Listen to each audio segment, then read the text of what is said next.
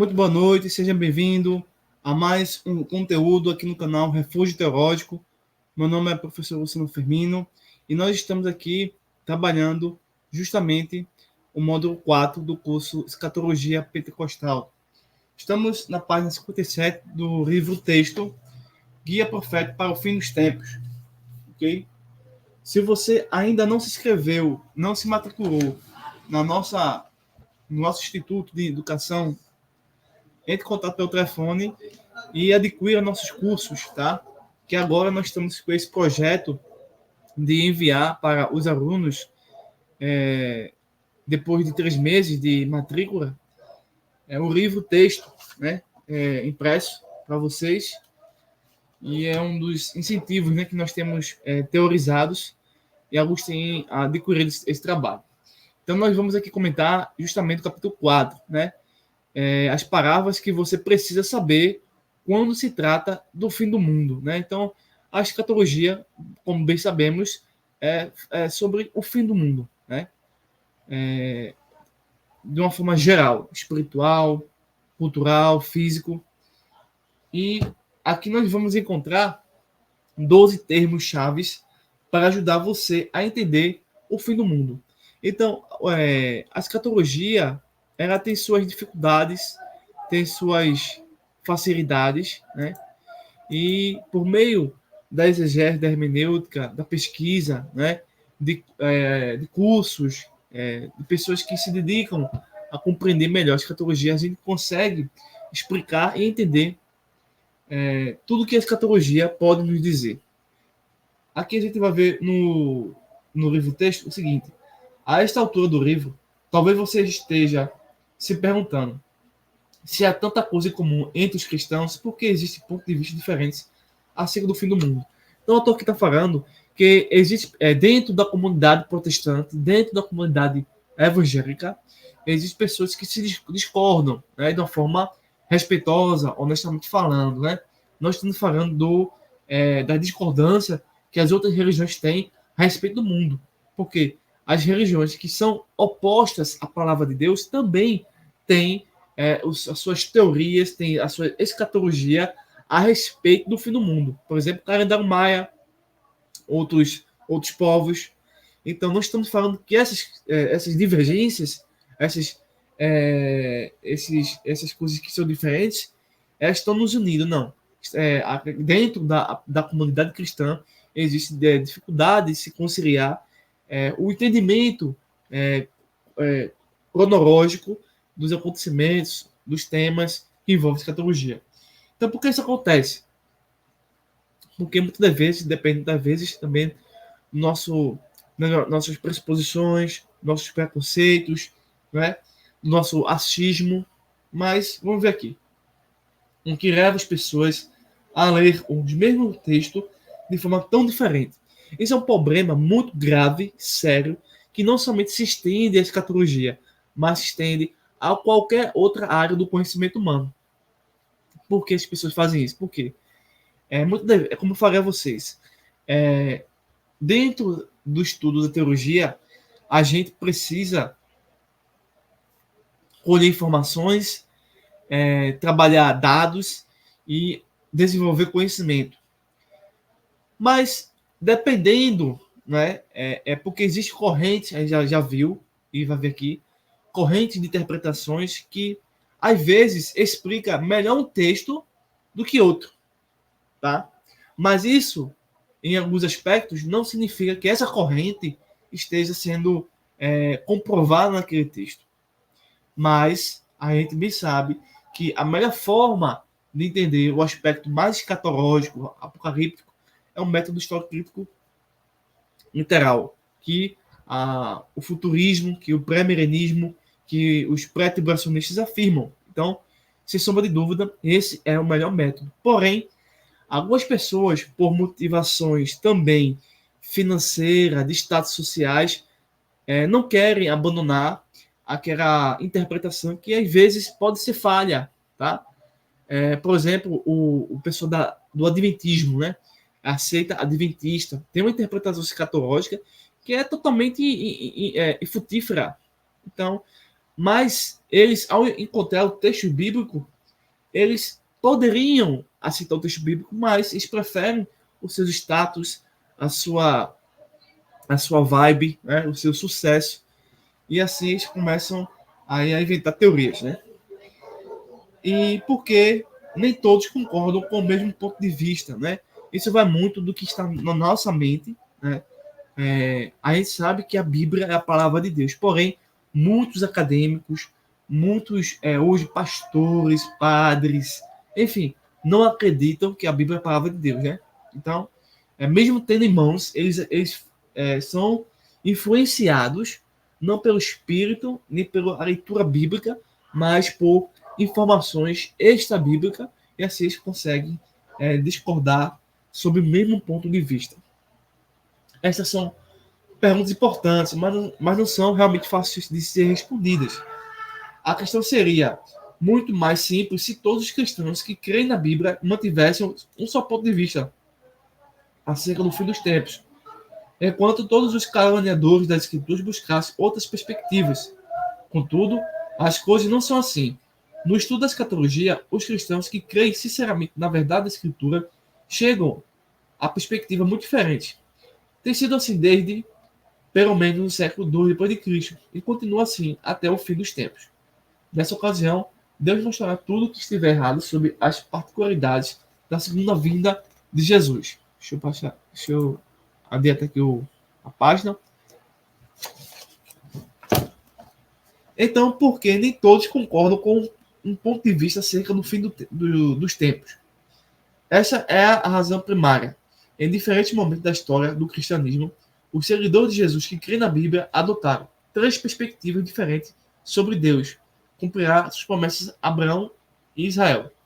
Quatro abordagens diferentes para interpretar o Apocalipse bíblico. Essas diferenças resultam em quatro pontos de vista distintos acerca do fim dos tempos.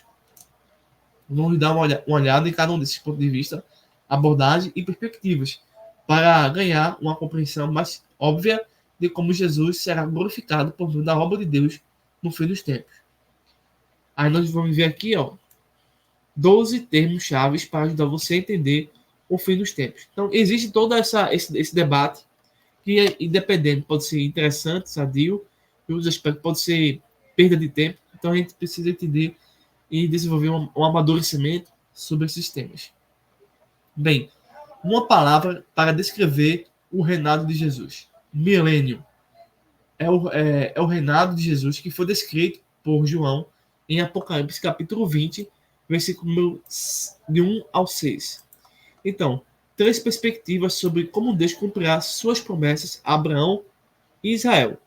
Dispensacionalista, nós defendemos essa posição, ok?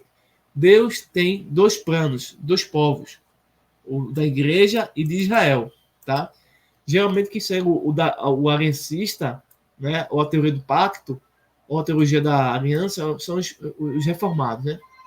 Então, no dispensacionalista, Deus, deixa eu ver aqui. Então, Deus cumprirá suas promessas a Abraão e Israel, dando os judeus étnicos a terra que ele prometera a Abraão. Isso está em plena conformidade com o que o Antigo Testamento já nos diz.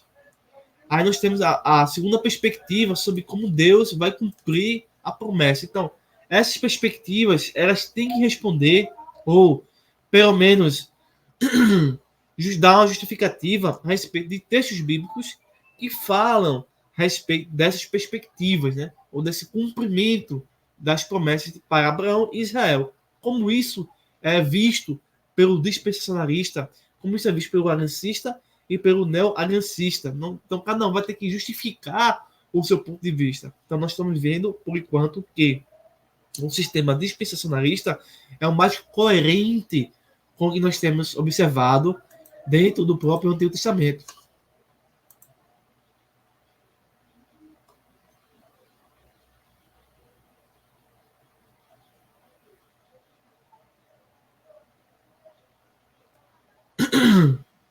Então, deixa eu ver aqui, que tá dando um bug.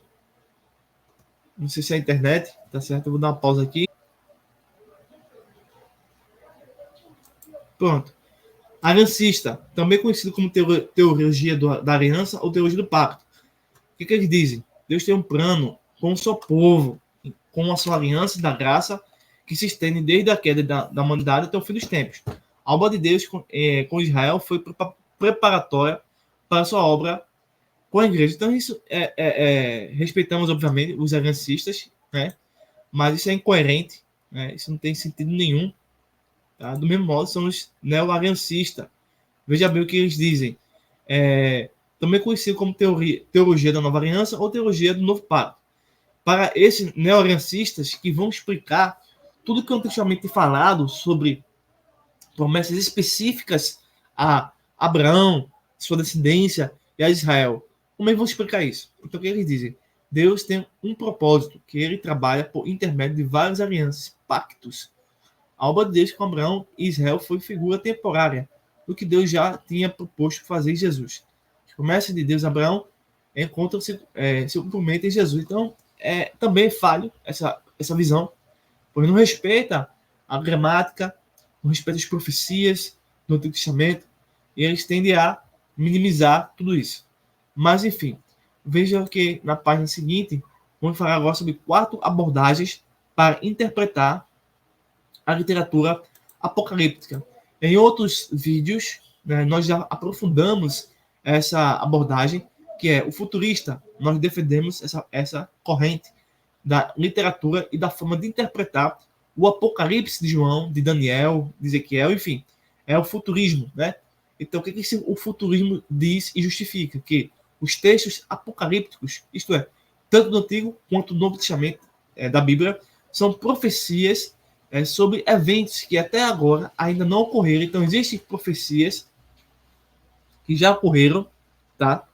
Mas as que não ocorreram, o futurismo, ele explica melhor, tá? E respeitando, assim, todo o contexto do Antigo e do Novo Testamento. Já a historicista está muito ligado aos adventistas, né? Ao pessoal sectário, e alguns aspectos a outro pensamento evangélico, né? O que eles dizem? Os textos apocalípticos da Bíblia são reportagens simbólicas de certas épocas da história. Algo aparentemente que tem um certo sentido, mas ele não tem validade. Idealista. Os textos do Apocalipse e da Bíblia, né, como todo, no sentido de profecias, são exposições idealizadas de lutas entre o bem e o mal que ocorrem em tempos e tempos. Então, também não faz sentido nenhum. E a pior de todas, tá? A pior de todas é o sistema preterista. Eu fiz um seminário e o pessoal era preterista. O pessoal foi um debate, foi pesado, mas graças a Deus a gente venceu isso aí. Então, o sistema preterista ele é um sistema muito enganoso, tá? Que vai fazer um recorte, vai fazer toda uma confusão, né? E os outros textos que permanecem sem a completa justificativa do preterista, eles quebram o preterismo, né? Bem, os textos apocalípticos da Bíblia são descritos simbólicas de eventos que ocorreram perto ou logo após o tempo em que o texto foi escrito. Em outras palavras, ocorreram logo após a morte e a ressurreição de Jesus. Então, eles encurtam os eventos do futuro, eles criam microexplicações, compactam, né, dentro de uma lata de sardinha, a soberania, a abrangência, a totalidade, a magnificência, a suprema ação do reino de Deus sobre todo o espaço-tempo das sociedades, né? Eles encurtam de uma forma que isso dá sentido para eles que tudo quase ocorreu no passado, como se fosse 90%. Veja, isso também não faz sentido. Agora a gente vê 4 pontos de vista acerca do fim dos tempos. A milenista, tá? A gente já viu isso também. Pós-milenista, pré-milenista, dispensacionalista, isso aqui, e pré-milenista histórico. Nós somos pré-milenista dispensacionalistas, ok? Bem, recapitulando aqui, a milenismo. Não haverá milênio no futuro e terreno. Veja, é uma negação óbvia da palavra de Deus. Então, para essa corrente de interpretação, o milênio é o atual reinado espiritual de Jesus com seu povo. Não faz sentido. O reino tremendo de Deus, da Trindade, ele é espiritual. E o físico, não temos isso. Cadê? Fica uma coisa vaga. Então, eles ficam muito quase se aproximando do fideísmo. Não faz sentido. Fora que existem outros textos bíblicos que detonam o amirenismo, né? Então, Jesus voltará fisicamente à Terra, isso é uma verdade, no fim do milênio. Mas o milênio não é visível, ele não é físico. Jesus é, obviamente, é a sua descida, a sua vinda. Mas o seu reinado não faz domínio concreto, tangível, né, no mundo. Cadê? Não faz sentido isso. Nós temos o pós-milenista. O milênio é o reinado espiritual de Jesus na Terra por meio da proclamação generalizada e a acessão do Evangelho. Jesus voltará fisicamente à Terra no fim do milênio. Também não faz sentido. Pré-milenista dispensacionalista. O que diz? Seguinte, o milênio será um reinado de 1000 anos, futuro e físico, objetivo, literal, de Jesus na Terra, vindo após o tempo conhecido por grande tribulação. Jesus voltará para arrebatar os cristãos da Terra antes que Deus derrame sua ira sobre a Terra. Então, isso está plenamente revelado nas Escrituras. Nós temos agora o pré-milenista histórico. O milênio será um reinado de 1000 anos futuro e físico, de Jesus na Terra. Depois que todos os tempos de tribulação tiverem terminado, os cristãos passam pela grande tribulação. Um equívoco do pré-milenista histórico. Tá? Então, já aqui, na próxima página, nós vamos ficar sabendo sobre 3 perspectivas sobre como Deus cumpre a sua aliança com Abraão. Olha, algo interessante. Então, nós que frequentamos a escola dominical na infância, né? Você pode ter observado, ouvido um hino, um corinho, uma frase que era muito mais ou menos assim: Pai Abraão teve muitos filhos teve Pai Abraão. Vamos cantar orando a melodia, se você conhece. Eu sou um deles e você também. Então vamos louvar o Senhor. O que vinha depois dessa linha era uma mistura de movimentos físicos que não tinha nada a ver com o pai Abraão e tudo a ver com gastar o excesso de energia das crianças. Deixa eu passar aqui, aumentar aqui o PDF. É como a visão cristã do Rocky Pocky, mas sem o trecho que diz que para sacudir tudo. A despeito da melodia alegre deste corinho, a letra carrega uma série de dilema teológico. Deixa eu vamos dizer aqui. Melhor assim. Se visualizar. Deixa eu passar aqui meu livro aqui. Eu estava vendo no PDF, né? Bem, se sou filho de Abraão e você também, por causa da nossa fé em Jesus, o que dizer sobre a descendência física de Abraão, os judeus, né? Os hebreus, os israelitas?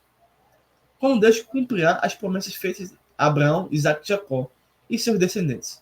E quanto ao povo judeu? São perguntas que devem ser pensadas e encontradas respostas por meio daqueles sistemas que nós citamos aqui a vocês, né? Bem, o dilema é tão antigo quanto a primeira geração de cristãos. Sabei, pois, administrou Paulo a uma congregação na Ásia Menor, que o que são da fé são filhos de Abraão.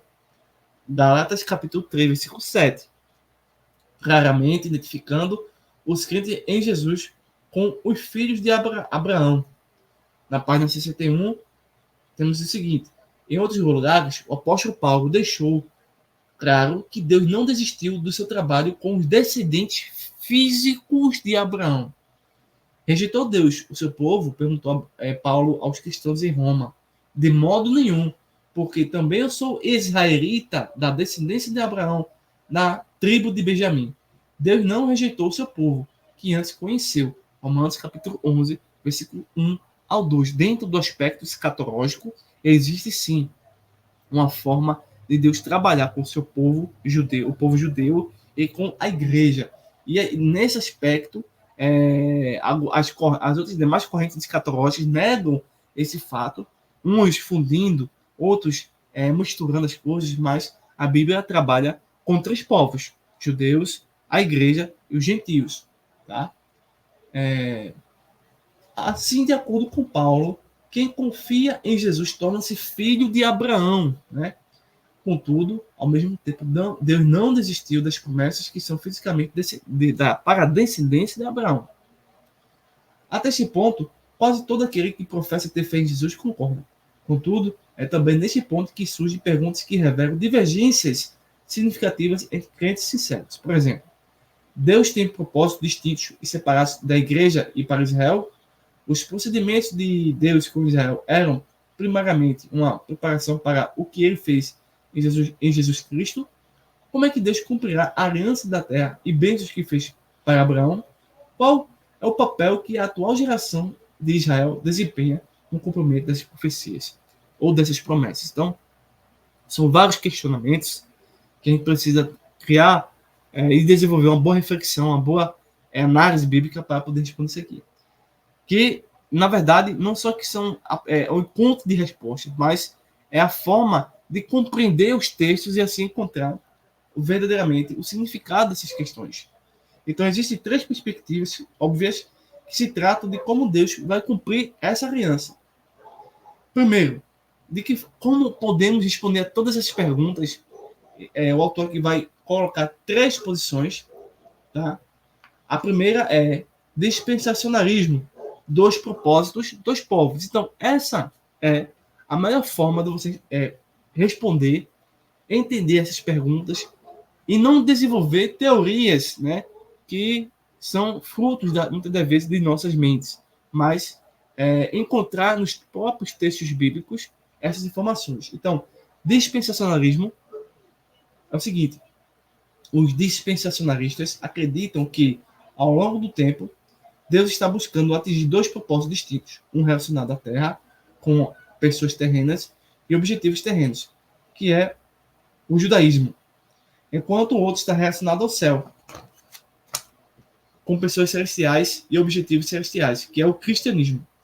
Os distintos propósitos de Deus com os diferentes povos estão organizados em dispensações, que são 7 dispensações, né? Dentro de cada dispensação, há diferentes maneiras em que se pode ser filho de Abraão. Vejamos, ele vai apresentar 2. Deixa eu colocar aqui no PDF, baixar aqui para vocês. Estou aqui, ó, pessoal. Aqui, pronto. Estamos aqui comentando filhos de Abraão por meio da descendência física. Essa é a primeira etapa, primeiro aspecto. O povo judeu são os filhos de Abraão por meio da linhagem natural de Abraão, Isaac e Jacó. Isso é depreendido da leitura bíblica, em especial o Antigo Testamento. Algumas dessas pessoas compartilham simultaneamente uma linhagem espiritual porque se manifestaram fiéis à lei de Deus, Pentateuco, a Torá. Os dispensacionalistas afirmam que os judeus fiéis, com uma linhagem natural que remonta a Abraão, um dia governará a terra desde o rio do Egito até o grande rio Eufrates. Gênesis capítulo 15, verso 18. Em algum ponto futuro, próximo do fim do terrível período do tempo conhecido como Grande Tribulação, os descendentes físicos de Abraão se arrependerão por terem rejeitado Jesus Cristo e se voltarão para o seu verdadeiro Deus. Essa é a primeira explicação. Segunda explicação: filho de Abraão por meio da adoção espiritual. Os crentes em Jesus Cristo são filhos de Abraão por meio da linhagem espiritual. O propósito de Deus nessa linhagem espiritual está separado do seu propósito e obra com a nação de Israel. Deus ofereceu o reino aos israelitas por intermédio de Jesus Cristo, mas os líderes de Israel rejeitaram a oferta. Em consequência dessa rejeição, Deus ofereceu aos gentios a possibilidade de se tornarem filhos espirituais de Abraão. Esta oferta da graça aos gentios foi o inesperado e imprevisível parêntese espiritual dentro da obra de Deus com os descendentes filhos de Abraão. Então, temos aqui uma explicação muito interessante, como eu falei a vocês, que Deus ele trabalha de forma que ele especifica, ele cria mecanismo para lidar com o povo judeu, seu povo, né? O povo, a igreja, os eleitos, e também com o povo gentio. Bem, por outro lado, Temos os ariancistas que teimam, o ariancismo, né? Teimam em tentar explicar algo que não tem consistência. O que eles dizem? Um plano e um povo. O dispensacionalismo, ele fala de dois planos, dois propósitos e dois povos. Esse aqui é um plano e um povo. A perspectiva ariancista tem uma visão completamente diferente do plano de Deus. De acordo com os aliancistas, Deus sempre teve um só plano e um só povo. O povo de Deus, de todas as eras, são os que vivem pela fé em Jesus, como o divino Messias e Rei. Aí diz assim, no Antigo Testamento Novo, era somente pela fé no Messias que qualquer um poderia se tornar o verdadeiro filho de Abraão e entrar em um relacionamento correto com Deus. Antes de Jesus chegar à Terra, os israelitas fiéis, bem como alguns que não eram israelitas, creram em Jesus, esperando ansiosamente pelo Messias que ainda estava por vir. Tendo em vista que as pessoas de todas as eras são salvas somente pela fé em Jesus, como seu Senhor e Messias, uma única aliança da graça divina se estende desde a promessa do Messias no Jardim do Éden, até o triunfo do Messias no fim dos tempos. O propósito de Israel era preparar o caminho para a vinda do Messias e promover um povo por meio do qual Deus poderia manifestar sua glória. Da perspectiva aliancista, o propósito de Deus, quando escolheu Abraão, era que os descendentes do patriarca fossem o povo por meio do qual Jesus viria ao mundo. Mesmo assim, Deus quis que suas promessas a Abraão e aos israelitas fossem cumpridas em Jesus. O Antigo Testamento conta a história de como Deus perseverou os descendentes de Abraão para que ele pudesse se revelar ao mundo por intermédio de Jesus. Obviamente que eles retiram o sujeito no qual as profecias do Antigo Testamento colocam, ou as promessas, né? Que é para o povo judeu. Então, tira esse povo judeu e coloca Jesus. Algo que, na verdade, não se aplica especificamente a ele, pois essa corrente de interpretação, eles vão trocar o sujeito e para justificar o cumprimento dessas profecias. Só que essas profecias, elas não são bem explicadas, quando a gente observa que existe, ou por exemplo, os textos de Gênesis 15, 18, que o povo deverá governar do Egito até o grande Rio Eufrates. Jesus não fez isso. Então, isso já refuta o arianismo. Tá? E se a gente fosse aqui refletir mais, cada um desses pontos que eles citam, aparentemente coerente, cairia por terra, né? Quando se trata de como Deus cumpre suas promessas de bênçãos e de terra e bênçãos, os teólogos aliancistas tomam diversos pontos de vista e nenhum desses exclui o outro. Aqui estão 3 pontos de vista aliancistas comuns sobre como Deus cumpre as promessas feitas a Abraão e Israel. Deixa eu ver aqui. Primeiro ponto de vista. Não se lembra, eu já lhe dei a terra, cumprimento durante o reinado do rei Salomão. De acordo com alguns teólogos aliancistas, Deus cumpriu sua promessa a Abraão durante o reinado do rei Salomão, de acordo com 1 Reis, capítulo 4, versículo 21. Salomão governou todos os reinos, desde o rio Eufrates até a fronteira do Egito. Isso cumpriu a promessa de Abraão, de Deus a Abraão. Não, isso é um equívoco, porque Salomão, né, é um indivíduo. As profecias, no caso que estamos analisando, fala-se sobre o povo, mais de uma pessoa. Não foi nem sobre Abraão nem sobre Jesus. Né? Segundo, eu lhes avisei que isso aconteceria se você adorasse outros deuses. Promessa condicional. Alguns veem a aliança de Deus como uma promessa, como uma condição. Deus prometeu que os descendentes de Abraão receberiam a terra, independentemente de suas ações, mas eles manteriam a terra somente se permanecessem fiéis a Deus. Quando os israelitas voltaram-se aos outros deuses, perdeu-se aspecto da bênção de Deus. Então, dentro dessa questão aí, a gente tem que analisar que as profecias messiânicas, né, as profecias para o povo judeu, elas se cumprem. Porque elas devem ser sinais da intervenção absoluta e total de Deus, de sua soberania. Então, Deus não vai voltar atrás para dar margem a uma interpretação que não faz sentido.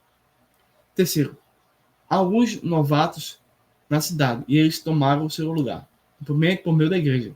Na perspectiva de alguns aliancistas, a igreja tomou o lugar de Israel como povo de Deus. Isso aí tem muito a ver com os preteristas, né? Mas não faz sentido. De acordo com esse ponto de vista, conhecido como super-sensacionismo, porque os teólogos gostam de inventar palavras que são maiores do que o necessário, Deus está cumprindo suas promessas ao povo judeu por intermédio da igreja. Então isso não faz sentido, né? É uma substituição. Eles vão se substituindo aquele sujeito por outro que não está realmente se enquadrando com o alvo da profecia. Não faz sentido. Aí diz assim, Paulo refere-se aos seguidores de Jesus Cristo como o Israel de Deus, e Tiago empregou o termo 12 tribos para descrever os cristãos. Para os supersessionistas, isso se dá a entender que a igreja cumpre os planos de Deus para Israel. Não, isso é apenas uma confusão dos textos, né? Os supersessionistas também destacam essas palavras que o próprio Jesus falou para os líderes judeus da época. O reino de Deus vos foi tirado e será dado a uma nação que dê frutos. Então, eles vão sempre justificando essa teoria, mas não tem sentido. Os supersensionistas sugerem que a promessa da terra feita por Deus a Abraão está sendo cumprida quando os crentes em Jesus Cristo reinam ao lado do seu Salvador e Rei. Do ponto de vista supersensionista, se espalhou na igreja primitiva. Lactâncio declarou que, tendo em vista que o povo judeu não se voltaria para Jesus, Deus mudou a aliança, ou seja, ele concedeu a herança da vida eterna para as nações estrangeiras e reuniu para si um povo mais fiel. Infelizmente, em várias ocasiões ao longo da história da igreja, pessoas que afirmavam ser cristãs têm interpretado erroneamente esse pensamento para desculpar a violência contra os judeus. Não é culpa do supersessionismo, trata-se do resultado de uma escolha humana pecaminosa para distorcer a palavra de Deus e lançar a culpa sobre determinado grupo ético. Independentemente do ponto de vista do fim do tempo, a perseguição dos descendentes de Abraão representa um repúdio indesculpável do amor intenso pelo povo judeu que permeia o Novo Testamento. Uma outra teoria é o neo-aliancismo, um plano mais do que uma aliança. Os neo-aliancistas entendem que a ação de Deus no Antigo Testamento é uma aliança separada com a finalidade preparatória que apontava o povo em direção à nova aliança que Deus fez por intermédio de Jesus Cristo. Paulo, afinal de contas, referiu-se à obra de Deus com Israel e a sua obra com Jesus como aliança no plural. Nessa distinção entre Israel e a igreja, há semelhança entre neorealismo e dispensacionalismo, porém, há também diferenças marcantes.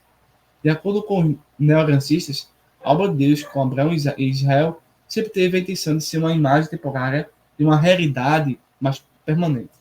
E qual é a realidade permanente de Deus planejava antes que os tempos começassem? Remir os pecadores para a sua glória por intermédio de Jesus Cristo e dar a essas pessoas um lugar de paz e contentamento. Os neo-aliancistas, bem como muitos aliancistas, consideram que as promessas de Deus a Abraão e Israel são promessas que têm seu cumprimento em Jesus. Como prova desse padrão, os neo-aliancistas destacam que Paulo explicou um substantivo singular nas promessas de Deus a Abraão. Ora, as promessas foram feitas a Abraão e aos seus descendentes. Não diz, e aos seus descendentes.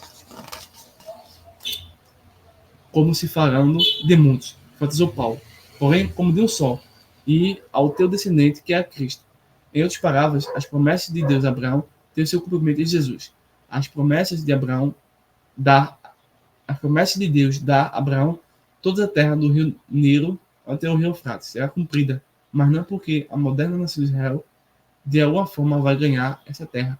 As promessas foram feitas para um descendente particular de Abraão, qual seja Jesus Cristo. Israel da antiga aliança era um tipo de figura temporária que antecipava a vida de Jesus, o verdadeiro israelita, o verdadeiro servo e a verdadeira videira. A igreja é o Israel de Deus, só porque a igreja está unida com Jesus, o verdadeiro israelita. É por meio do reino de Jesus sobre toda a terra que a aliança de Deus com Abraão será cumprida. O Evangelho contém a declaração de que o reino de Deus foi inaugurado em Jesus. Portanto, toda vez que proclamamos o Evangelho, também estamos proclamando o cumprimento de Deus das promessas feitas a Abraão e Israel por intermédio de Jesus. Os mandamentos de Jesus e seus apóstolos fornece uma lei. Para os crentes no Novo Testamento, no entanto, nem essa lei, nem a lei do Antigo Testamento jamais tiveram o propósito de salvar ninguém. A finalidade dessas leis foi revelar a santidade de Deus, a profundidade do pecado da humanidade e os padrões de uma vida centrada em Deus. No Antigo e no Novo Testamento, a salvação veio por meio da fé pessoal no Messias prometido. Então, eu citei toda a teoria, toda a argumentação dos neo-aliancistas, onde eles cometem o mesmo erro de minimizar os textos bíblicos e direcionar para outros textos bíblicos que têm um outro contexto. Indícios dessa perspectiva centrada em Jesus eram comuns entre as primeiras gerações de cristãos. Menos de um século depois que o Novo Testamento foi escrito, Justino Martírio tomou o que parece posição semelhante ao neo-aliancismo. Merito de Sardes expressou-se dessa forma no fim do século II.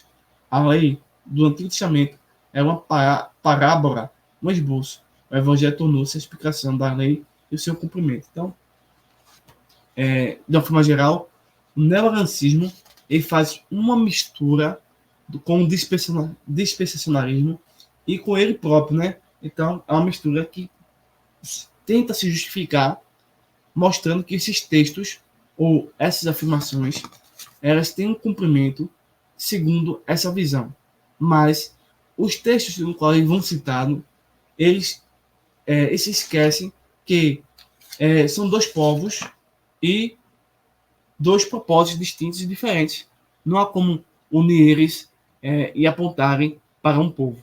Então, essa explicação que eles oferecem para isso não faz sentido. Tá?